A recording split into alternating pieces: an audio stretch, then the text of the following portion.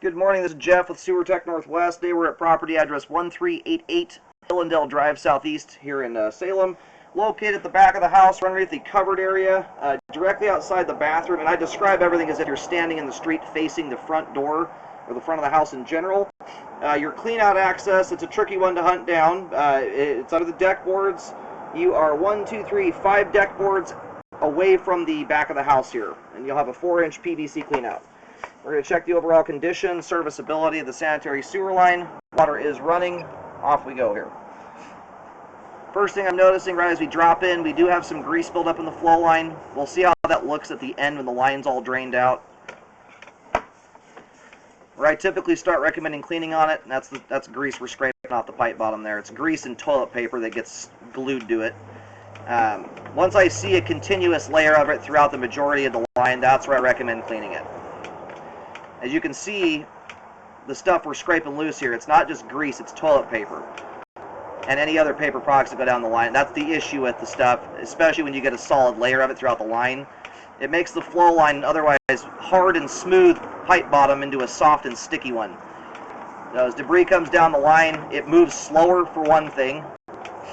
And when the stuff stops up, like pretty much everything does, your average toilet flush is going to get solids maybe 30 feet or so, sometimes further. But almost nothing gets flushed from point A to point B in one shot. So when that debris stops up in the line and is waiting for another flush to come in behind it, or someone to take a shower or something like that, it sits there on the pipe bottom and just gets grease impregnated into it, and it just becomes one with the grease buildup.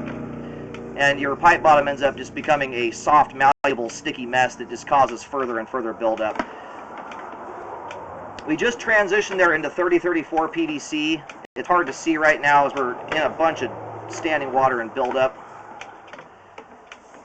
And we did have a concrete section that preceded that. Now we're back into concrete. And we'll take a close look at that area on the way out. A spot repair was done there. If I were to wager a guess, just looking at that, probably related to a root intrusion, but hard to say. Unfortunately, it looks like it may have settled,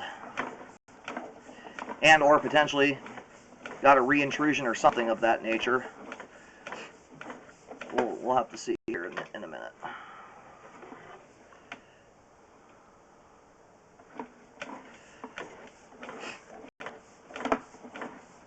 Alright, there's our main there at 92 feet. We're going to go locate that really quick here while the line drains out, and then we'll have a nicer look at everything as we come back in.